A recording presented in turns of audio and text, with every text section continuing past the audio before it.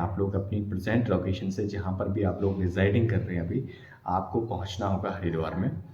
हरिद्वार में आप problem passengers की होती है कि इस बार की यात्रा किस तरीके की यात्रा है, कैसे रूल्स इस टाइम पे आ रखे हैं, क्या रजिस्ट्रेशन अनिवार्य है क्या नहीं है।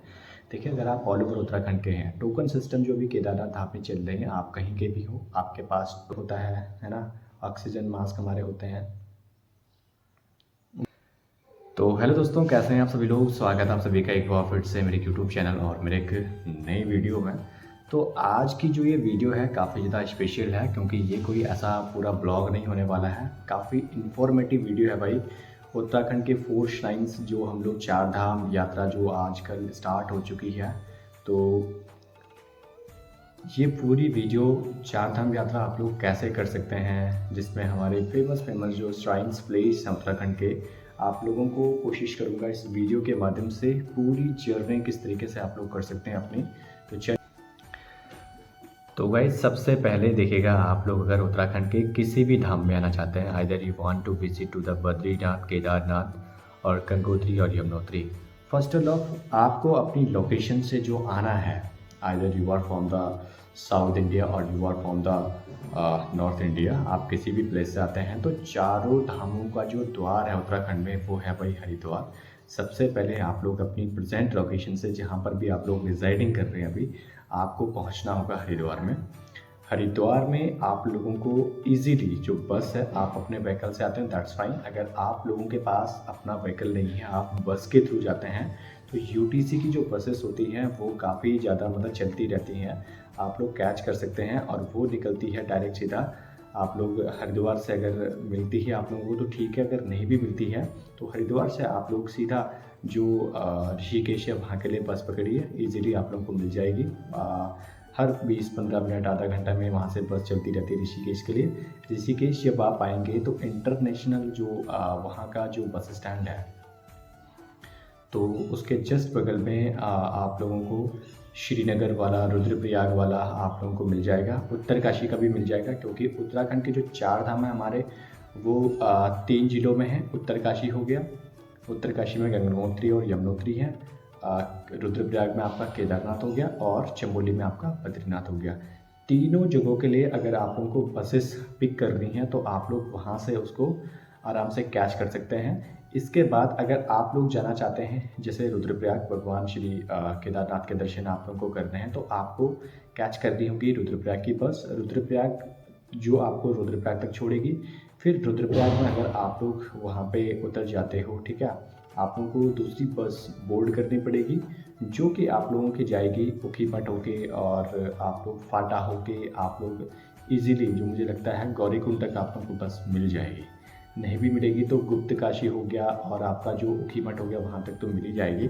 वहाँ से लोकल टैक्सीज बराबर चलती रहती है, जो कि आप लोगों को डायरेक्ट ड्रॉप कर लेगी भाई गौरीकुंड तक। टैक्सी, लोकल टैक्सी के थ्रू जाओगे, गौरीकुंड कोई बस नहीं जाती है, सर्विस नहीं जाती वहाँ पे। एंड अगर आप लोग बद्री विशाल के दर्शन करना चाहते हैं और वहाँ की तरफ जाना चाहते हैं, तो आप चमोली गोपेश्वर जो एक जगह है, आप लोग इजीली वहाँ के लिए बस पकड़ सकते हैं। गोपेश्वर से भी आप लोगों को अगर अपनी बस जो है वहाँ पे उतर जाते हो, दूसरी बस पकड़नी है, तो आगे के लिए आप लोगों को बहुत सारी जो बसेस है वो मिल जाएगी। चलिए, अब सबसे बड़ी जो प्रॉब्लम पैसेंजर्स की होती है कि इस बार की यात्रा किस तरीके की यात्रा है, कैसे रूल्स इस टाइम पे आ रखे हैं, क्या रजिस्ट्रेशन अनिवार्य है क्या नहीं है। देखिए, अगर आप ऑल ओवर उत्तराखंड के हैं, टोकन सिस्टम जो भी केदारनाथ धाम में चल रहे हैं, आप कहीं के भी हो, आपके पास टोकन है, टोकन वहाँ पे डिस्ट्रीब्यूट हो रहे हैं। If you have the token then you will go to the inside of the temple, आप लोग जाओगे, दर्शन करके आओगे। और अगर मैं बात करूँ, रजिस्ट्रेशन आपको सबसे पहले करवाना चाहिए और ये बहुत इंपॉर्टेंट भी है। और अगर दूसरी बात मैं करूँ रुकने की व्यवस्था, तो कैंप्स वगैरह जो आपका उत्तर केदारनाथ वाला एरिया है, वहाँ पे कैंप्स की उचित व्यवस्था होती है। और अगर मैं बात करूँ बद्री विशाल की तरफ, अगर आप लोग जाना चाहते हैं भगवान बद्री विशाल के दर्शन करने के लिए, तो स्क्रीन पे आप लोगों को कॉन्टैक्ट नंबर नज़र आ रहा होगा, आप इस कॉन्टैक्ट पे मुझे कॉन्टैक्ट कर सकते हैं। आप जिस भी लोकेशन में हैं, चाहे आप नॉर्थ इंडिया में हैं, आउट ऑफ उत्तराखंड, या फिर उत्तराखंड में हैं, आपकी जो प्रेजेंट लोकेशन है आप लोगों को वहाँ से पिक किया जाएगा और जिस भी धाम में आप लोगों को जाना है उत्तराखंड के चारों धामों में से, आपको आपकी लोकेशन में ड्रॉप किया जाएगा। तो हम ऑल ओवर उत्तराखंड के जो चारों धाम हैं उसकी सर्विस प्रोवाइड करते हैं। नंबर पे आप लोग कांटेक्ट कर सकते हैं। दूसरी चीज़, अगर आप लोगों को भगवान बद्री विशाल के दर्शन करने जा रहे हैं, वहाँ पे रहने की व्यवस्था, खाने की व्यवस्था आपको चाहिए, तो जो नंबर से मैंने आपको दिया उसी के माध्यम से आप हमें संपर्क कर सकते हैं। हम आपकी जो ऑलरेडी जो बुकिंग्स होती है वो ऑलरेडी कर लेंगे। और ऐसा कुछ नहीं है, कोई फ्रॉड चीज़ें भी नहीं होती। उत्तराखंड के लोग उत्तराखंड की is non for its loyalty and honesty. तो आप लोग ट्राई कर सकते हैं। दूसरी चीज़, अगर आप लोग आना चाहते हैं तो आपको पता है जो अभी सीज़न चल रहा है वो एकदम पीक सीज़न है अभी, तो इतना इजी नहीं होता है कोई भी रूम अवेलेबल करना। तो आप अगर पहले बुकिंग कर दें कि जैसे आप देहरादून या हरिद्वार से होकर के अगर धाम के लिए निकल रहे हैं दर्शन के लिए, तो पहले आप अगर कांटेक्ट करेंगे तो उस तरीके से आप लोगों को बुक किया जाएगा रूम के लिए। तो ये चीज़ आप लोग एडवांस में ज़रूर करें।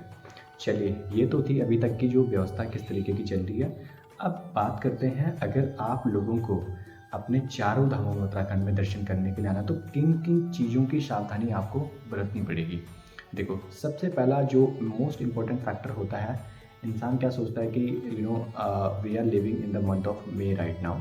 मई स्टार्ट हो चुका है, हम लोग सोचते हैं कि यार यहाँ पे बहुत अच्छा वेदर है, गर्मी है, स्नोज़ में हम लोग फ़ोटोज़ खिंचाएंगे, वहाँ पे तो यार अच्छा मौसम है। ऐसा नहीं है, माइनस में वहाँ पे टेम्परेचर होता है। ओके, तो आप लोग इस तरीके से आएँ कि जैसे आप लोग अपनी विंटर वैकेशन स्पेंड करने के लिए आ रहे हैं। इस तरीके से आप अगर आएंगे तो आप लोगों को थोड़ा कुछ भी जो चीज़ें दिक्कतें होंगी वो सामने फेस नहीं करनी पड़ेगी। अगर आप लोग इस तरीके से आएंगे कि भाई हम लोग अपनी समर वैकेशन स्पेंड करने के लिए जा रहे हैं, तो काफ़ी ज़्यादा दिक्कतें होती है। जैकेट्स हो गए, आपके ब्लैंकेट्स वगैरह हो गए, तो आप लेके आ सकते हैं।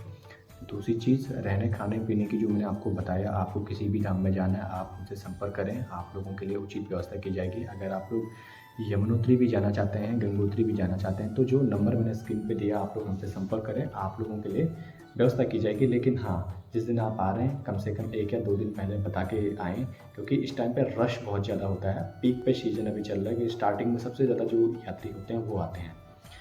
तो गाइस, दूसरी चीज़, अगर आप लोग हेलीपैड के माध्यम से आना चाहते हैं तो उस चीज़ का मैं कांटेक्ट तो नहीं करवा सकता हूँ, हाँ, लेकिन व्यवस्था होती है। इस चीज़ के लिए आप लोग सर्च कर सकते हैं। देहरादून जॉलीग्रांट से सीधा आप लोगों को सर्विस प्रोवाइड की जाती है, लेकिन काफ़ी एक्सपेंसिव होता है। मुझे लगता है कि 90%, 90 भी नहीं, मैं ये समझ के चलता हूँ कि 98% जो पॉपुलेशन है धामों में जो जाती है वो भाई ऑलमोस्ट अपने व्हीकल से या फिर व्हीकल हायर करके ही जाती है। तो जो वीआईपी लोग हैं वही वो दर्शन कर पाते हैं। तो अगर वो भी जाते हैं तो उनके लिए भी वो व्यवस्था है, लेकिन उसके लिए होप आप लोगों को ये जो वीडियो है काफ़ी इन्फॉर्मेटिव लगी होगी। एंड और ये चीज़ ज़रा ध्यान रखें कि जब आप लोग हाई एल्टीट्यूड पे चलते हैं, जैसे कि केदारनाथ हो गया, तो वहाँ पे वही लोग आएँ जिन लोगों को वेंटिलेशन में दिक्कत ना होती है, रेस्पिरेटरी सिस्टम जिनका बहुत अच्छा है, कोई अन्य प्रॉब्लम ऐसी है नहीं लंग्स वगैरह की, तो आप लोग इस चीज़ को ज़रूर आएँ। और अगर आप लोगों ने समय समय पर रेस्पिरेटरी सिस्टम आपका अगर वीक है, आपके डॉक्टर्स ने आपको सजेस्ट कर होता है ना, ऑक्सीजन मास्क हमारे होते हैं, वो ज़रूर लेकर के आप आ सकते हैं।